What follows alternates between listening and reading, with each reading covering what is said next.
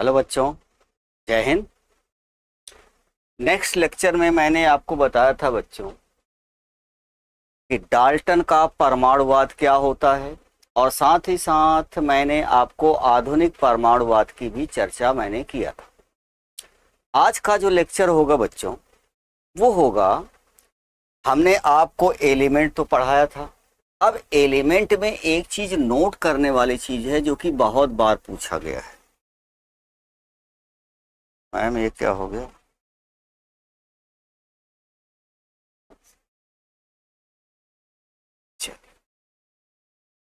जो एलिमेंट होते हैं, ये इधर का उधर लिख रहा है भाई।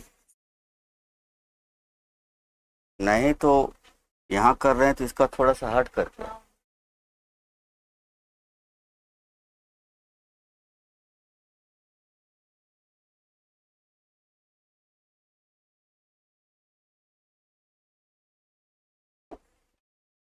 फिर भी वैसे आ रहा। हाँ, तो वही है वैसी। दू- दूसरा करो कि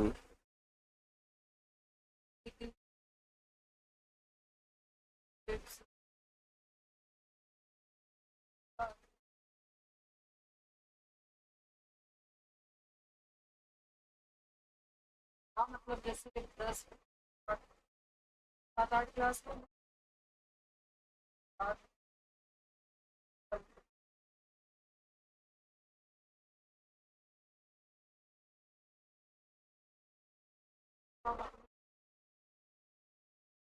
यहाँ इसको इसको ठीक करो।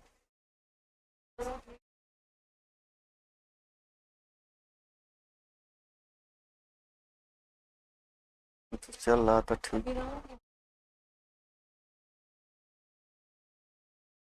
कल शाम को रहेंगे तो चलो बच्चों, जो एलिमेंट होते हैं मैंने आपको बताया था बच्चों, जिसे आप तत्व कहते हैं, ये कई रूप में पाए जाते हैं बच्चों। कई आणविकता मॉलिक्यूलरिटी के रूप में पाए जाते हैं। ठीक है। अब इन तत्वों की एक होती है बच्चों मॉलिक्यूलरिटी। मॉलिक्यूलरिटी जिसे बच्चे लोग कहते हैं आणविकता। आणविकता, अब ये क्या चीज होती है? ध्यान रहे बच्चों, जिस रूप में ये पाया जाता है, ठीक है, उसी को हम कहते हैं आणविकता। अगर किसी एलिमेंट एटम के रूप में पाया जा रहा है बच्चों, एटम के रूप में, जैसे आपका इनर्ट गैस है, इनर्ट गैस है, जिसे आप कहते हैं अक्रिय गैस। क्या बोलते हैं? अक्रिय गैस। तो जो अक्रिय गैस होती है बच्चों, याद रखना, इस पर बहुत बार सवाल पूछा गया है बच्चों। अक्रिय जो गैस होती है वो एक परमाणविक होती है, मोनो एटॉमिक। याद रखना बच्चों, इसका मतलब कि इसमें ये एटम जब जो मोनो एटॉमिक केवल एक ही रहे बच्चों, जैसे देखो आपने हीलियम पढ़ा होगा, नियान पढ़ा होगा, आर्गन पढ़ा होगा, ये सब ऐसे एलिमेंट्स होते हैं बच्चों जो कि एक ही परमाणु अवस्था में पाए जाते हैं। तो ऐसे एलिमेंट को हम कहते हैं, अगर आपसे पूछा जाए बच्चों, इसमें नॉन मेटल में ही होता है। याद रखना बच्चों, जो नॉन मेटल होती हैं, अधातुएं, कई रूपों में पाई जाती हैं, इनकी एटॉमिसिटी अलग अलग हुआ करती है। मोनो एटॉमिक पहला आपने देखा बच्चों, मोनो एटॉमिक, जिसे आप कहते हैं एक परमाणविक। परमाणविक, याद रखना बच्चों, जैसे आपने अभी देखा इनर्ट गैस या अक्रिय गैस बच्चों। अगर दूसरा होता है जब ये मॉलिक्यूल्स के रूप में पाए जाएं, एक एटम में, एक मॉलिक्यूल्स में दो एटम है बच्चों, तो उसे हम कहते हैं डाई एटॉमिक बच्चों। डाई एटॉमिक या बाई एटॉमिक कहते हैं। इसे हिंदी में कहा जाता है बच्चों द्वितीय परमाणविक। द्वितीय परमाणविक, ठीक है। डाई एटॉमिक, जैसे आपने क्लोरीन पढ़ा होगा, ब्रोमीन पढ़ा होगा, आयोडीन पढ़ा होगा, फ्लोरीन पढ़ा होगा, ऑक्सीजन पढ़ा होगा, नाइट्रोजन पढ़ा होगा। तो इस रूप में ये नेचर में पाई जाती हैं बच्चों, याद रखना। और तीसरा आपका जो होता है बच्चों वो ट्राई एटॉमिक होता है। ट्राई एटॉमिक का मतलब एक मॉलिक्यूल्स में 3 पाए जाते हैं, जैसे बच्चे लोग ओजोन पढ़े हैं। तो याद रखना बच्चों, ऑक्सीजन ये डाई एटॉमिक के रूप में भी पाई जाती है और ट्राई एटॉमिक के रूप में भी पाई जाती है, याद रखना। चौथा होता है बच्चों आपका tetra atomic. Tetra atomic, tetra atomic का मतलब होता है बच्चों इसमें एक मॉलिक्यूल्स में 4 हों, चतुर्थ परमाणुविक जिसे हिंदी में कहते हैं। जैसे ध्यान रहे बच्चों P4, ये क्वेश्चन कई बार पूछा गया है कि फास्फोरस नेचर में पाया जाता है, तो आंसर क्या होगा बच्चों, P4 के रूप में पाया जाता है। इसी प्रकार से और भी होते हैं बच्चों, जैसे ऑक्टा एटॉमिक है। ऑक्टा एटॉमिक का मतलब क्या हुआ कि एक एटम में 8 हैं, जैसे S8। तो ये दोनों चीजें बच्चों बहुत बार पूछी गई हैं। सल्फर नेचर में पाया जाता है, तो आंसर क्या होगा बच्चों, ऑक्टा एटॉमिक के रूप में। यहाँ तो आपने एलिमेंट को देखा और सभी बच्चों को पता है कि हर एलिमेंट का बच्चों अपना अलग अलग एलोट्रॉप्स या अपरूपता पाई जाती है। तो उसको तो मैं आपको बाद में पढ़ाऊंगा बच्चों, कितने किसके अपरूप पाए जाते हैं। अभी केवल मैटर की चर्चा हो रही है। तो आपने देखा बच्चों, जो मैटर होते हैं उसमें जो नॉन मेटल और मेटल के बारे में नेक्स्ट टाइम पर मैंने आपको बताया था। तो जो नॉन मेटल होते हैं बच्चों, मोनोएटॉमिक, डाइएटॉमिक, ट्राइएटॉमिक, टेट्राएटॉमिक और ऑक्टा एटॉमिक के रूप में पाई जाती हैं, जिसमें से फास्फोरस बच्चों और सल्फर मेन होता है, जो कि S8 और P4 के रूप में पाया जाता है, याद रखना बच्चों। आज हम पढ़ने वाले हैं बच्चों, याद रखिएगा, आज हमारा लेक्चर होगा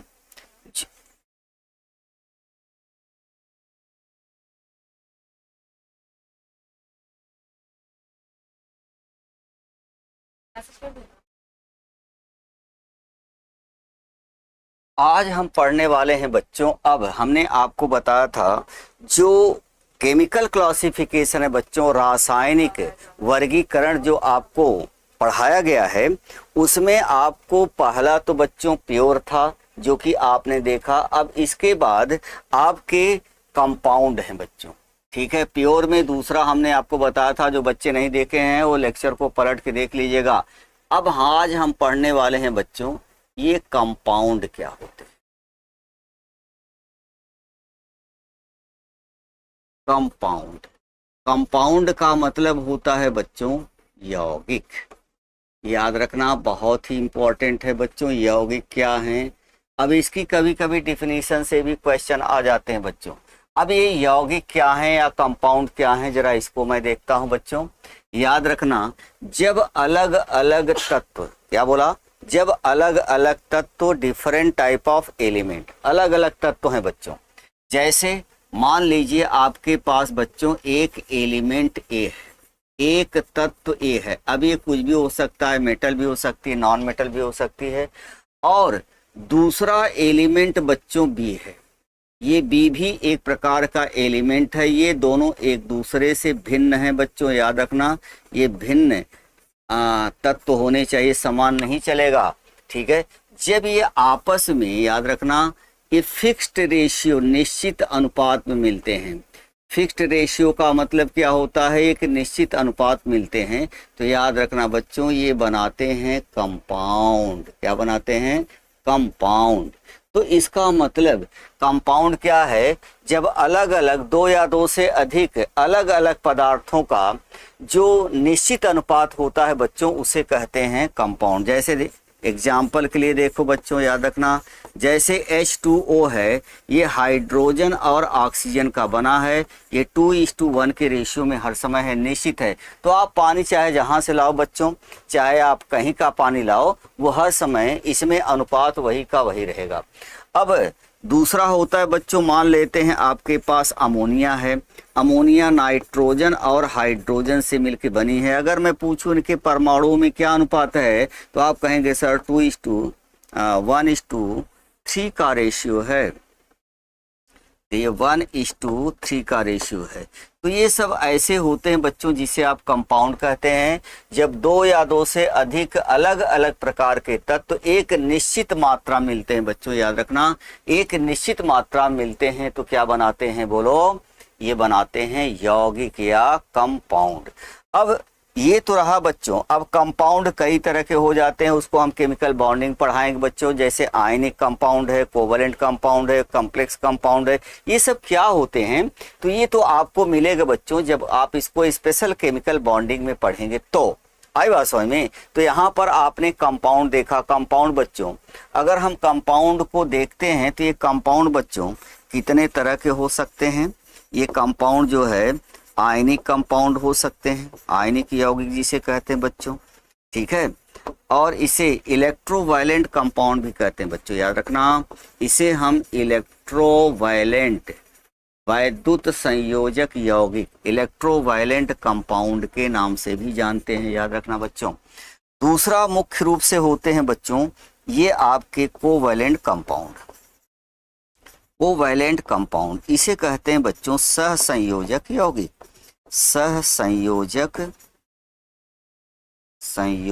यौगिक बच्चों। अब ये जो सहसंयोजक यौगिक होते हैं क्या होते हैं, इसको अलग है बच्चों। तीसरा विशेष प्रकार का हो जाता है बच्चों जिसे कहते हैं कोऑर्डिनेट कंपाउंड। कोऑर्डिनेट कंपाउंड भी होते हैं बच्चों, इसे हम कॉम्प्लेक्स कंपाउंड के नाम से भी जानते हैं, जटिल यौगिक। अब ये क्या होते हैं जिसमें जटिल बॉन्ड होता है बच्चों। तो आपने देखा ये यौगिक क्या होते हैं। यौगिक क्या होते हैं बच्चों, 2 या 2 से अधिक पदार्थों का, पदार्थ नहीं बच्चों, 2 या 2 से अधिक तत्वों का एक निश्चित अनुपात क्या कहलाता है बोलो, यौगिक कहलाता है। आयनिक यौगिक, कोवैलेंट यौगिक और कोऑर्डिनेट यौगिक 3 होते हैं जो आपको केमिकल बॉन्डिंग में आपको पढ़ाया जाएगा, ठीक है। ये तो रहा बच्चों आपके कंपाउंड या यौगिक क्या होते हैं। अब हम आते हैं मिक्सचर पर। चलिए मैं आपको दिखाता हूं बच्चों। अब हम आते हैं बच्चों मिक्सचर। अब ये मिक्सचर क्या है जरा इसको देखो। मिक्सचर को हिंदी में क्या कहा जाता है बच्चों, मिश्रण। इस पर बहुत सवाल पूछे गए हैं, मिश्रण क्या है, ठीक है। इसके एग्जाम्पल पूछता है किस प्रकार का मिश्रण है। याद रखना बच्चों, जब अलग अलग प्रकार के तत्व एक निश्चित अनुपात मिलते हैं तो वो यौगिक बनता है। जब अलग अलग यौगिक, एक प्रकार का यौगिक नहीं चलेगा बच्चों, अलग अलग, जैसे आपने पानी और चीनी ले लिया तो ये अलग अलग है। तो यहाँ पर आप जो देख रहे हैं बच्चों, तो जब कंपाउंड अलग अलग है, मान लेते हैं एक कंपाउंड ए है, याद रखना बच्चों, और दूसरा यौगिक या कंपाउंड बी है। अब ये के किसी भी रेशियो में मिलेंगे, एनी रेशियो, याद रखना बच्चों, एनी रेशियो में मिलेंगे। एनी रेशियो का मतलब किसी भी अनुपात मिलेंगे, तब इसे कहते हैं बच्चों मिक्सचर। क्या बोलते हैं, मिक्सचर, मिश्रण।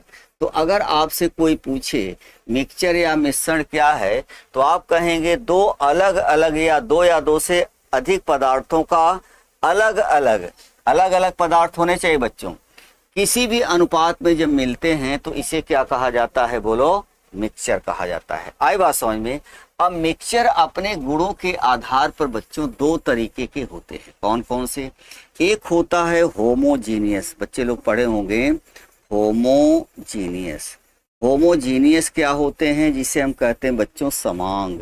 जैसे नाम से ही लग रहा है, समांग का मतलब होता है ऐसा मिश्रण जिसमें जो कंपोनेंट उपस्थित हैं, जिसके द्वारा वो बना है बच्चों, वो हर समय एक ही प्रॉपर्टी के होते हैं। मतलब क्या निकला कि अगर मैं आपसे कहूं बच्चों मेरे पास ये है, तो इसमें 2 प्रकार के कंपाउंड आपको दिख रहे हैं।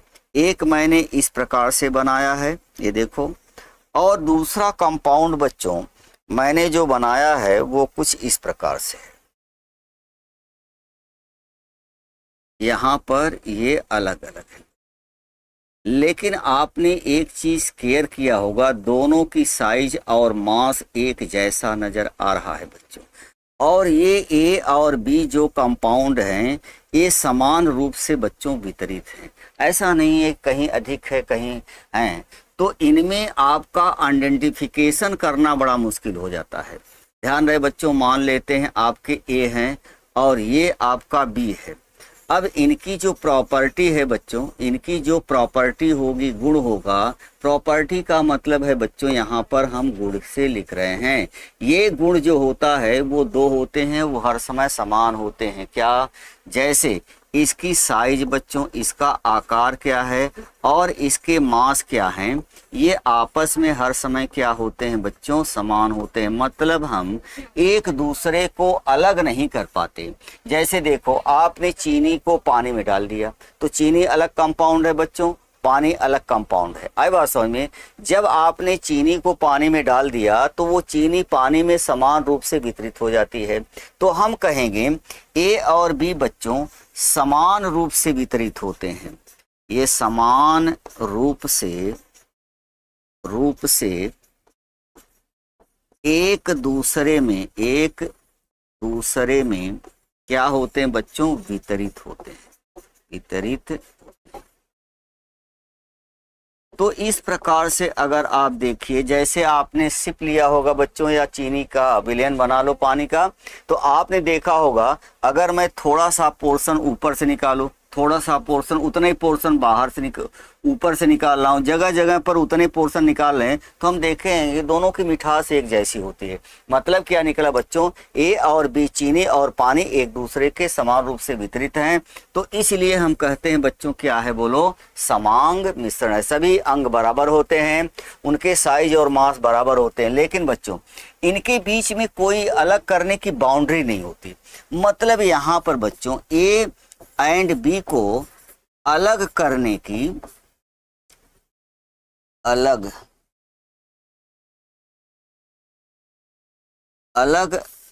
करने की कोई बाउंड्री नहीं होती, करने की कोई बाउंड्री नहीं है बच्चों।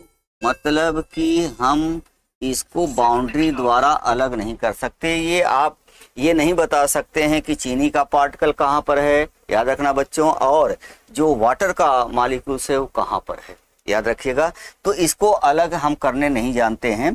तो यहाँ पर बच्चों ये हम कहेंगे, जब ऐसा प्रक्रिया होती है तो हम कहेंगे ये समान प्रावस्था में चले आए, समान फेज में आ गए बच्चों। फेज का मतलब होता है प्रावस्था, प्रावस्था का मतलब होता है दोनों एक दूसरे से ऐसे घुल मिल गए हैं जिसको अलग करना पॉसिबल नहीं होता, उसे कहते हैं बच्चों प्रावस्था। तो ये समान प्रावस्था में होते हैं, एक दूसरे के समान रूप से वितरित होते हैं। इनमें जो कंपाउंड होते हैं उनके गुणों में समानता पाई जाती है, अर्थात इनके द्रव्यमान और आकार एक जैसे होते हैं, तब इसे हम कहते हैं बच्चों समांग मिश्रण। जैसे इसके एग्जाम्पल में बहुत आपके एग्जाम्पल मिलेंगे बच्चों। एग्जाम्पल के रूप में जैसे चीनी ले लो बच्चों, सुक्रोज, और वाटर ले लो, कोई भी साल्ट ले लो बच्चों, जैसे NaCl ले लो और वाटर ले लो, ये भी समांग मिश्रण बना। ठीक है, आप एथेनॉल ले लीजिए और वाटर ले लीजिए, इसको आप अलग नहीं कर सकते हैं बच्चों। ठीक है, वाटर, ये भी समांग मिश्रण ही बनाते हैं। तो आपने देखा बच्चों, दो या दो से अधिक पदार्थों का जो जब आपस मिलने पर एक ही प्रावस्था में आ जाते हैं, मतलब इनके मास और साइज बराबर हो जाते हैं, इनको ए और बी को अलग नहीं किया जा सकता है बच्चों, तो उसे हम कहते हैं समांग मिश्रण। आई बात समझ में? अब हम चलते हैं बच्चों, इसके दूसरे पोर्शन को मैंने आपको बताया था, उसे कहते हैं बच्चों विषमांग, हेट्रोजीनियस। अब हम पढ़ने वाले हैं बच्चों हेट्रोजीनियस मिक्सचर क्या है। हेट्रोजीनियस, इसे हम कहते हैं बच्चों विषमांग, हेट्रोजीनियस मिक्सचर, हेट्रोजीनियस मिक्सचर। इसे हिंदी में क्या कहा जाता है बच्चों? विषमांग। विषमांग का मतलब क्या है? विषम अंग, उनके साइज और आकार आपस में क्या होते हैं बच्चों? अलग अलग होते हैं। जैसे मान लेते हैं एक मैंने ये सॉल्यूशन लिया बच्चों, और एक मैं देख रहा हूँ एक पार्टिकल ऐसे होते हैं बच्चों जिनकी साइज बहुत ज़्यादा होती है, और दूसरे तरह के अगर आप लीजिए तो दूसरे तरह में होते क्या हैं बच्चों? इनकी साइज बहुत छोटी होती है। मतलब मान लेते हैं ये ए है और ये क्या है बच्चों? बी है। अब इनको अलग किया जा सकता है, जैसे बच्चों सैंडी वाटर। सैंडी वाटर का मतलब होता है बालू युक्त पानी। अगर आप अपने कांच के गिलास में बच्चों एक पानी वाला ले लो, पानी और बालू डाल दो, तो आप देखेंगे बालू के कण आप आराम से अलग कर सकते हो बच्चों। आई बात समझ में? तो इस प्रकार से इसमें अलग अलग मतलब क्या है, ये अलग अलग प्रावस्था में है बच्चों, डिफर फेज में है। यहाँ पर डिफर फेज का मतलब अलग अलग प्रावस्था है, और ए और बी के बीच में एक परिकल्पनिक बाउंड्री है बच्चों, जिसको मैं अलग कर सकता हूँ। तो ये डिफर फेज में होते हैं, मतलब इनके अलग अलग प्रॉपर्टी होती है। इनके साइज बच्चों, साइज और दूसरा जो मास होता है वो क्या होते हैं, ये दूसरे से क्या होते हैं बच्चों, अलग अलग होते हैं। इसको आसानी से आप क्या कर सकते हो, इसको आसानी से आप आइडेंटिफाई कर सकते हो कि ये बालू का कण है, ये पानी का कण है बच्चों। तो इसके एग्जाम्पल बहुत होते हैं, जैसे बच्चों ये बहुत बार पूछा गया है, जो कोलाइड होते हैं बच्चों, ये एक प्रकार का भी समांगी मिश्रण होते हैं, इसको कई बार पूछा गया है। कोलाइड क्या होते हैं, ऐसे सलूशन बच्चों, ऐसा मिक्सचर, ध्यान से सुनिएगा, ये कई बार पूछा गया, ऐसा मिक्सचर बच्चों जिसमें size of particle, size of particle का मतलब है कणों का आकार बच्चों, 1 नैनोमीटर से लेकर के 1000 नैनोमीटर के बीच में होता है बच्चों। तो इसी को हम कहते हैं कोलाइड। ठीक है, अब यहाँ पर 1 नैनोमीटर का मतलब होता है 10⁻⁹ मीटर। अगर किसी भी मिक्सचर में बच्चों कणों का आकार इस रेंज में आ रहा है, तो हम कहेंगे कि ये जो रेंज है आपका वो कोलाइड का है बच्चों। अगर इन कोलाइडों को रख दिया जाता है तो ये धीरे धीरे बच्चों, ध्यान रहे, ये बहुत ही स्लो होता है। एक्चुअली कोलाइड बच्चों ग्रेविटी द्वारा ये प्रभावित नहीं होते, लेकिन काफ़ी दिन के बाद वो धीरे धीरे सेटल डाउन करने लगते हैं। इसका मतलब क्या निकला, ये कोलाइड बच्चों एक बड़े आकार के होते हैं, एक छोटे। जैसे आपका मिल्क है बच्चों, दूध, मिल्क भी एक कोलाइड होता है, हेट्रोजीनियस मिक्सचर है बच्चों, याद रखना। ब्लड जो होता है बच्चों, ये भी है। जो शैम्पू वगैरह, जो आप क्रीम वगैरह इस्तेमाल करते हो बच्चों, ये सब हेट्रोजीनियस मिक्सचर हैं। इनको हम आसानी से इनके साइज द्वारा अलग किया जा सकता है। और ए और बी जो मिक्सचर हैं बच्चों, उनके बीच में एक परिकल्पनिक बाउंड्री होती है, जिसे हम आराम से आइडेंटिफाई कर सकते हैं, आँख से देख सकते हैं कि ये बड़ा है, ये क्या है बच्चों, छोटा है। आई बात समझ में? ये बंद चल रहा है क्या यार? चल रहा है। तो ये तो रहा बच्चों आपके मिक्सचर क्या होते हैं और कंपाउंड क्या होते हैं। ठीक है, अब इस पर क्वेश्चन आते हैं बच्चों, मिश्रण कौन से मिश्रण है, कौन समांगी मिश्रण, कौन से। अगर मैं आपसे पूछूं बच्चों एयर, ठीक है, जैसे मैं आपसे एक सवाल पूछता हूं बच्चों, यहाँ पर अगर मैं पूछूं कि एयर क्या है बच्चों, ये क्वेश्चन आपको मैं दे रहा हूँ, एयर क्या है, तो आप कहेंगे सर एयर में तो मुख्य रूप से नाइट्रोजन गैस होती है, और जो 78 से 80% तक होती है बच्चों, और दूसरा होता है ऑक्सीजन, दूसरा सेकंड हाईएस्ट परसेंटेज होता है, जिसमें 20 से 21% होती है, और तीसरे नंबर की गैस है बच्चों ये आपकी कार्बन डाइऑक्साइड, जो इतना % होती है, और 1% के आसपास बच्चों इनर्ट गैस होती है। याद रखना, ये इनर्ट गैस होती है। अब ये जो एयर है बच्चों, ये आपका है एयर। तो एयर में ये समान रूप से वितरित होती हैं। ध्यान रहे बच्चों, ये जो गैसें होती हैं ना, वो समान मिश्रण बनाती है। ऐसा थोड़ी ना है कि आप यहाँ पर बैठे हुए, नाइट्रोजन उस कोने में बैठी है, ऑक्सीजन उस कोने में बैठी है, ऐसा होता है क्या? नहीं, नहीं बच्चों, ये समान रूप से क्या होते हैं बोलो, वितरित होते हैं। तो गैसी मिश्रण, ध्यान रहे बच्चों, गैसी मिश्रण हर समय होमोजीनियस मिक्सचर होता है, नॉट हेट्रोजीनियस। इस चीज को याद रखिएगा। तो एयर क्या है बच्चों, एयर क्या है, ये एक प्रकार का होमोजीनियस मिक्सचर है बच्चों, याद रखिएगा। जब भी आए तो समान मिश्रण को ही ट्रिक करिएगा, हेट्रोजीनियस कभी नहीं, क्योंकि गैसें हर समय समान मिश्रण ही बनाती है, याद रखना बच्चों। तो चलिए, ये तो मैंने आपको दिखाया बच्चों, ठीक है, ये तो मैंने आपको दिखाया को होमोजीनियस और हेट्रोजीनियस मिक्सचर क्या है, ठीक है, और इसके अनुसार आपको बांटने के लिए आता है बच्चों, ठीक है। इसमें चेक करने के लिए आता है कौन सा होमोजीनियस है, कौन सा हेट्रोजीनियस है बच्चों। चलिए आज ये ये इसका आगे कहाँ से चला गया यार, ये आगे कहाँ से चला गया।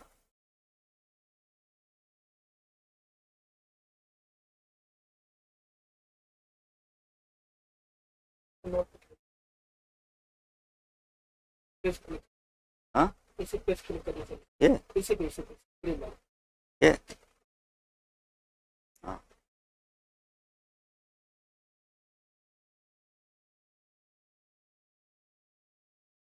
नोट नंबर 2 नोट नंबर 3 आ गया, पता नहीं, इधर नहीं लिख रहा। को बंद करो पूजा, जरा पूजा उसको थोड़ा पॉज करो, स्ट्रीम को पॉज कर दो।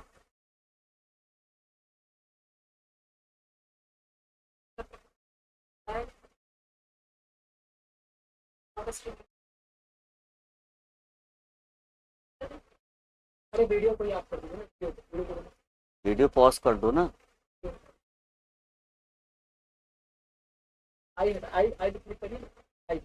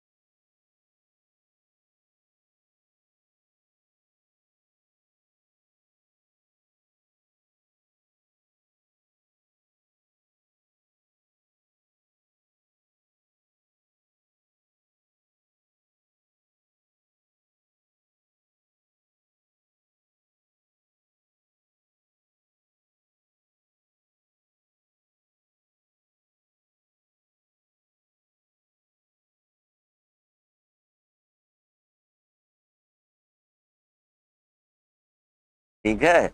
हाँ, वो सब उसकी चिंता ना करिए। कहो तो अभी हम एंड कर दें यहीं से। लाइव करो।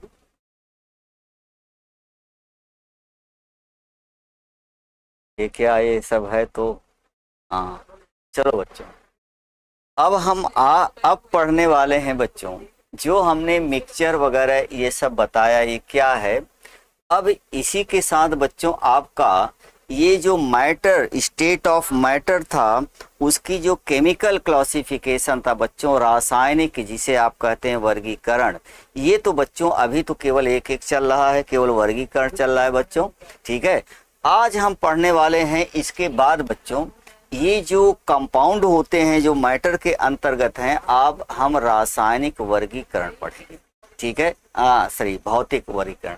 तो अब हम पढ़ेंगे बच्चों तत्वों का या यौगिकों का, कोई भी यौगिक है बच्चों,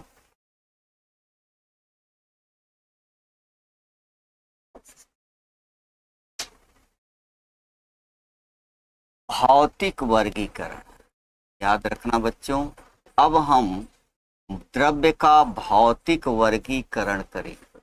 वर्गीकरण याद रखना यहीं पर बच्चों, वर्गीकरण सॉलिड, लिक्विड और गैस आएगा। और ये हमारे तरफ से बच्चों सबसे ज़्यादा इम्पोर्टेंट है। अगर आप क्वेश्चन पेपर उठा के देखिएगा तो इसमें बहुत क्वेश्चन इससे मिलते हैं बच्चों, जिसे कहते हैं फिजिकल क्लासिफिकेशन बच्चों। अब ये क्या है जरा, क्लासिफिकेशन भौतिक रूप से। अब सोचिए आपके अगल बगल बच्चों जितने भी मैटर हैं वो किन किन रूपों में पाए जाते हैं, यही तो वो आपका भौतिक वर्गीकरण है बच्चों। तो याद रखना भौतिक वर्गीकरण में द्रव्य जो होते हैं बच्चों, पहला तो होता है आपके ठोस, कुछ अगल बगल आपको सॉलिड नजर आएंगे। ठीक है, जिसे हम कहेंगे ठोस, सॉलिड, जिसे हम कहते हैं बच्चों ठोस। ठीक है, दूसरा आपका जो द्रव्य का स्टेट होता है बच्चों, वो होता है आपका लिक्विड, जिसे आप कहते हैं द्रव। ठीक है, और तीसरी स्टेट होती है state of matter, that is gas, वो गैस होती है बच्चों। ठीक है, अब ये गैस हैं। याद रखना बच्चों, these three physical state that is only and only simple state है बच्चों। ये सामान्य अवस्थाएं होती हैं, सामान्य अवस्था। अगर इस पर क्वेश्चन बच्चे लोग गड़बड़ा देते हैं, अगर आपसे कोई पूछे कि द्रव्य की कितनी सामान्य अवस्था होती है, याद रखना बच्चों सामान्य अवस्था होती है तो तीन होती हैं, सॉलिड, लिक्विड और गैस। अगर ये पूछा जाए द्रव्य की कितनी भौतिक अवस्थाएं होती हैं, तो ध्यान रहे बच्चों चौथी अवस्था जो होती है, जो बहुत मजेदार है बच्चों, जिसे आप कहते हैं प्लाज्मा स्टेट। तो जो प्लाज्मा स्टेट होता है ये द्रव्य की चौथी अवस्था होती है बच्चों, और ये ओरिजिनेट होता है बच्चों एट वेरी हाई टेम्परेचर। जब बहुत ज़्यादा किसी चीज़ का हम बहुत ज़्यादा ताप बढ़ा देते हैं बच्चों, तो होता क्या है कि जब आप टेम्परेचर बढ़ाते हैं तो उसमें से जो एटम होते हैं बच्चों, वो इलेक्ट्रॉन को लूज कर देते हैं, इलेक्ट्रॉन का परित्याग कर देते हैं। और जैसे ही ये इलेक्ट्रॉन को लूज करते हैं बच्चों, तो जो से इलेक्ट्रॉन का परित्याग हो धनावेश हो जाएंगे और इलेक्ट्रॉन दोनों एक साथ साथ रहते हैं बच्चों। बस इसी को हम कहते हैं प्लाज्मा स्टेट। मजे की बात देखो बच्चों, 99.9% of matter of universe present as a plasma state. जो हमारे ब्रह्मांड के 99.9% जो मैटर हैं बच्चों, प्लाज्मा स्टेट के रूप में ही पाए जाते हैं। अब आप खुद सोचिए, बहुत ज़्यादा टेम्परेचर पर ओरिजिनेट होता है। जैसे मान लेते हैं बच्चों कोई भी आपने एक एटम लिया, और जब इस एटम का बहुत ज़्यादा हाई टेम्परेचर जब ले जाते हैं, तो हाई टेम्परेचर से इससे कुछ इलेक्ट्रॉन बाहर निकाल लेते हैं, और वो जो एटम एम है बच्चों, ये एम है वो पॉजिटिव हो जाता है, और दोनों एक साथ रहते हैं बच्चों। याद रखना, तो हम कह सकते हैं बच्चों, याद रखिएगा, जितना नेगेटिव है उतना पॉजिटिव है। एक्चुअली देखा जाता है बच्चों, प्लाज्मा स्टेट जो है वो ओवरऑल न्यूट्रल स्पेस होता है, वो न्यूट्रल, इलेक्ट्रिकली न्यूट्रल होता है। क्यों? क्योंकि जितना इलेक्ट्रॉन होते हैं उस पर उतना ही पॉजिटिव चार्ज होता है बच्चों।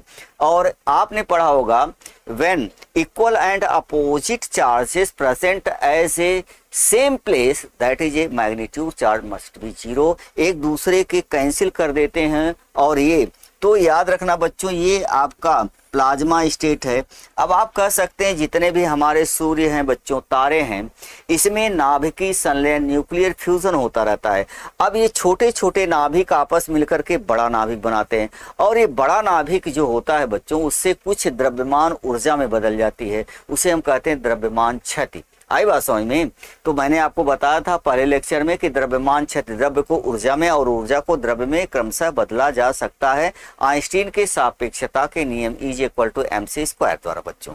तो यहाँ पर आपने देखा बहुत ज्यादा हाई टेम्परेचर पर है। अब आप चले जाए बच्चों सूर्य पर, हमारे नजदीक का सबसे तारा सूर्य है। अगर वहां पर आप जाए तो कोई सॉलिड चीजें नहीं है बच्चों, जैसे आप पानी में डूब रहे हैं तो नीचे चले जाते हैं, वैसे आप सूर्य का कोई सतह नहीं होता बच्चों। यह एक प्रकार का प्लाज्मा स्टेट का एक गोला है बच्चों।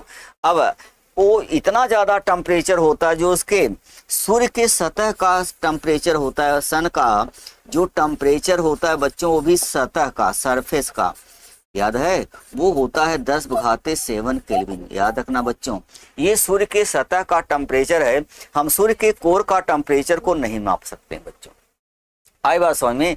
तो यहाँ पर आपने देखा, ये आपकी चौथी अवस्था होती है प्लाज्मा स्टेट। याद रहे बच्चों, एक अवस्था और होती है, जिसे एक नई अवस्था है बच्चों, अभी थोड़े साल पहले खोजी गई है, जिसे कहते हैं आपके Bose Einstein condense, Bose Einstein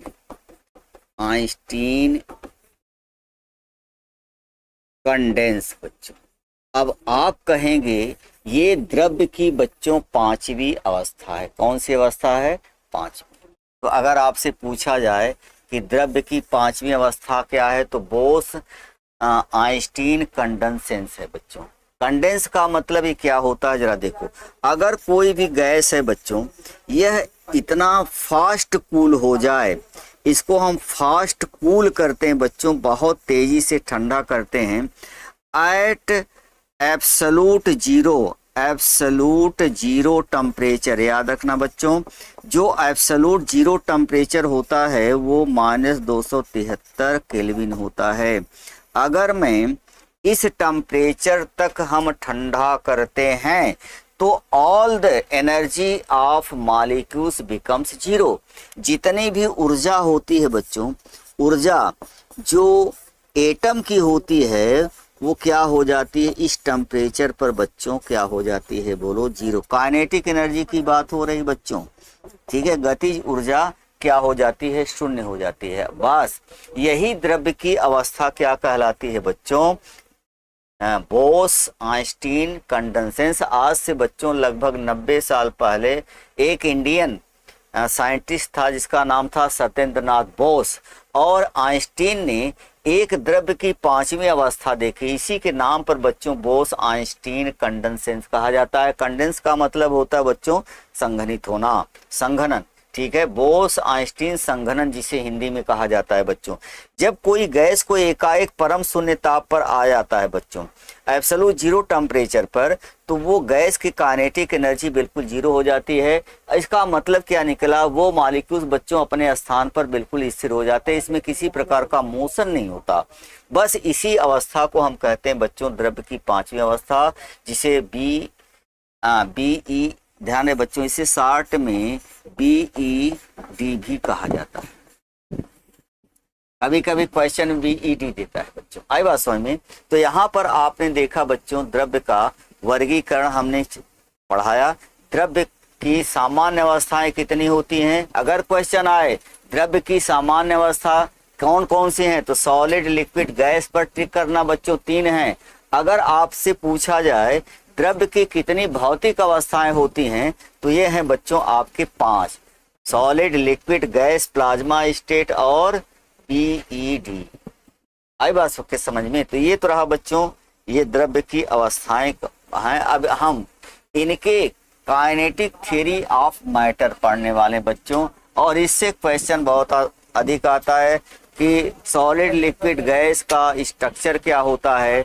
दूसरी बात इनमें तो जो सॉलिड लिक्विड गैस मतलब क्या है बच्चों, हम पढ़ने वाले हैं काइनेटिक